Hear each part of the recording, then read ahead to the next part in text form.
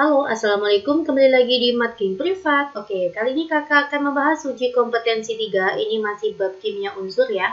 Di sini kita akan membahas periode 4 ya, transisi. Oke, saya ambil dari buku Intan Pariwara. Silakan semuanya merapat kelas 12 nomor 1. Pernyataan yang tepat tentang unsur transisi periode 4.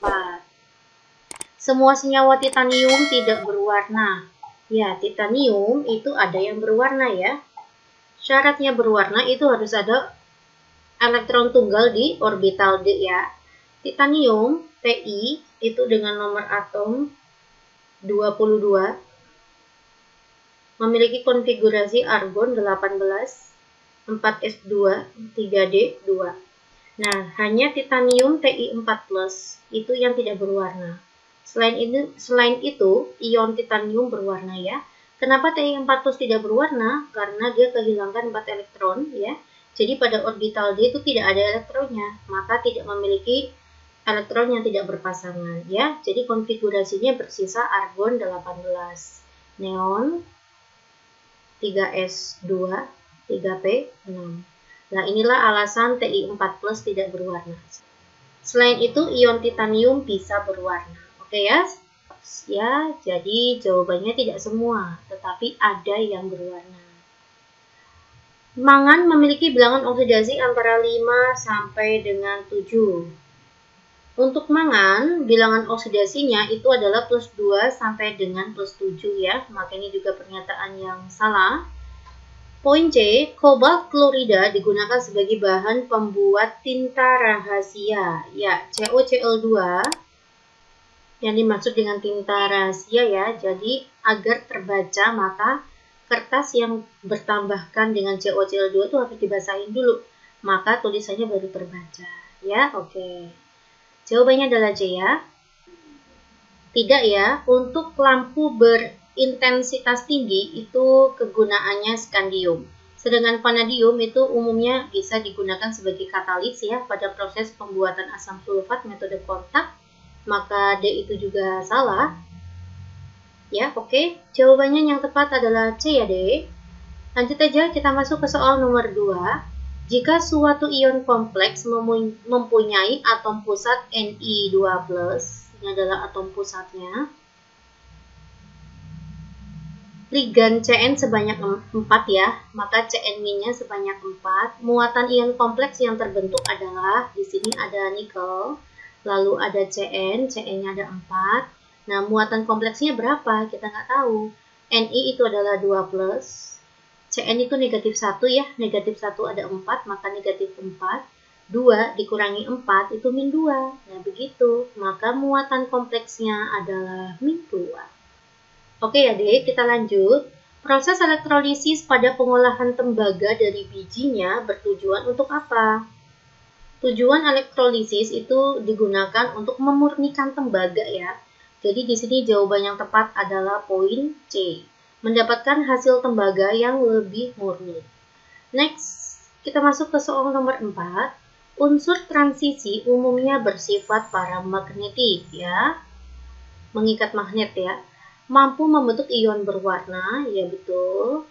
Mempunyai bilangan oksidasi lebih dari 1. Dan mampu membentuk ion kompleks. Unsur transisi berikut yang tidak sepenuhnya mempunyai sifat-sifat tersebut adalah, jawabannya adalah seng. Kenapa jawabannya seng? Ya, sifat paramagnetik itu ditandai adanya elektron tunggal ya. Adanya elektron tunggal, semakin banyak elektron tunggal atau tidak berpasangan ya, maka sifat magnetnya semakin kuat. Di sini Zn nomor atomnya 30, maka konfigurasinya argon 18, 4s2, 3d10. Nah, di sini Zn bersifat diamagnetik, tidak bisa mengikat magnet karena tidak memiliki elektron tunggal. Semua elektronnya berpasangan. Oke ya. Di sini juga Zn itu hanya memiliki satu bilox ya, yaitu Zn2+. Maka tidak memiliki lebih dari satu bilox ya. Oke, maka unsur yang tidak sepenuhnya mempunyai sifat tersebut adalah seng. Lanjut ya, Dek. Saya masuk ke soal nomor 5. Bilangan oksidasi unsur dengan konfigurasi argon 4s1 3d5. Ini punya siapa? Argon itu 18 ditambah dengan 1 ditambah dengan 5. Ya, saya tambah dengan 6, maka nomor atomnya 24. Punya siapa itu? Yang nomor atomnya 24 itu punyanya ya SCTV Scativa, Kro, Mangan, V, Co, Ni, Juzen. Inilah periode 4, diawali dari 21, 22, 23, 24. Ya, jadi ini punyanya kromium. Oke, punyanya CR ya. Kita lihat yang nomor atomnya 24, kita lihat biloxnya di sini 2, 3, 6. Maka jawaban yang tepat itu adalah C. Next, nomor 6, nama yang tepat untuk ion kompleks. Ya, di sini saya punya ada platina, NH3-nya ada 4, Cl2, 2+. Kita tata namanya tuh ligan dulu ya. Ini adalah amin, ini adalah klor. Ya, maka aminnya ada 4 nih. Tetra amin. Cl-nya ada 2. Dikloro, berhenti dulu ya. Ternyata muatan kompleksnya positif, maka nanti menggunakan tata nama Indonesia ya, latinnya ya. Maka kita masuk ke platina. Kalau nama latinnya tuh platinat. Nah, karena ini ion kompleksnya muatannya positif, Indonesia platina. Platina berapa? Kita akan mencari biloxnya platina di sini.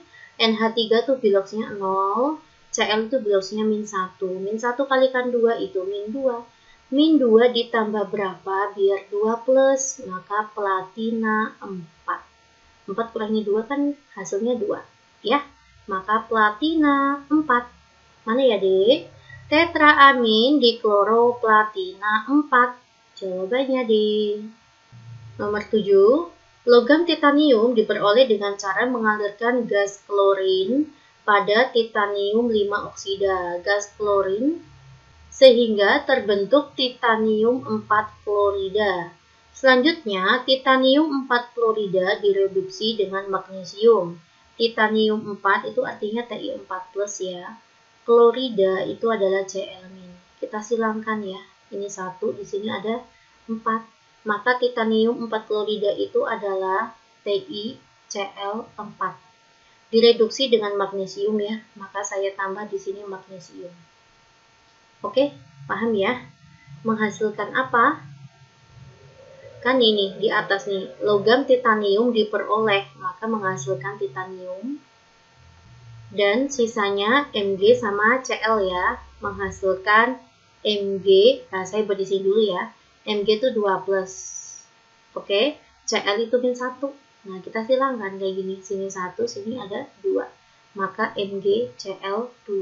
Begitu reaksinya. Oke, kita setarakan ya, Dek. Cl-nya 2. Di sini kok Cl-nya ada 4, maka saya masukkan sini 2. Biar Cl-nya sama-sama 4, ruas kiri dan kanan. Selanjutnya, magnesiumnya ada 2, maka saya sini letakkan 2 koefisiennya. Ya, inilah penyetaraannya. Sudah setara ya. TiCl4, ini maka salah. Ditambah dengan 2 Mg menghasilkan Ti dan 2 MgCl2. Jawabannya adalah D. Lanjut ya, D. Kita masuk ke soal nomor 8. Ini adalah nomor 7. Di antara unsur transisi berikut yang paling kuat ditarik magnet. Semakin banyak elektron tunggal, maka kekuatan magnetnya semakin besar ya. Saya buat di sini ada Sc21, kita konfigurasikan.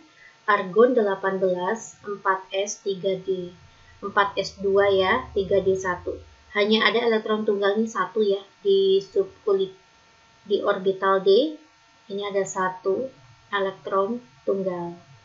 Atau elektron yang tidak berpasangan ya. Selanjutnya ada V23, kita konfigurasikan ada argon 4s2, 3d, 3 ya. Di sini ada 3 elektron tunggal, ada 3 elektron tunggal. Selanjutnya ada Fe26.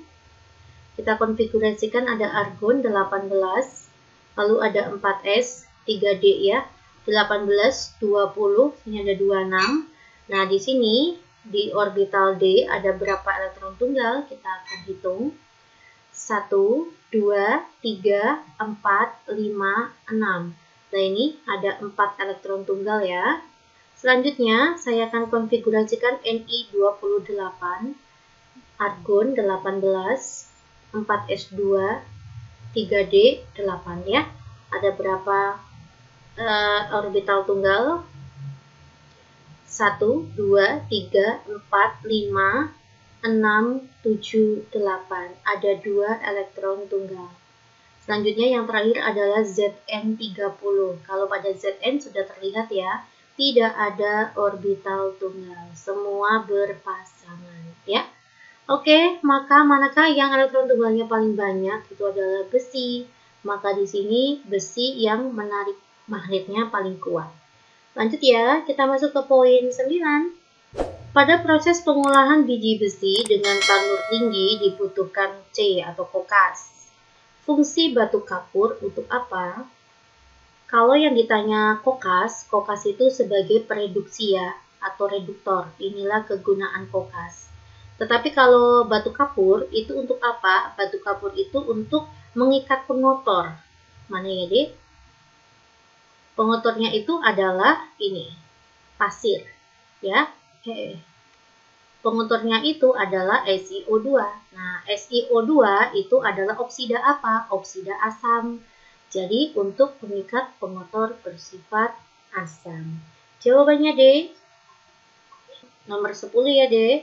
Diketahui kegunaan beberapa unsur transisi sebagai berikut. Kegunaan unsur mangan dan tembaga adalah mangan itu adalah Mn, sedangkan tembaga itu adalah Cu.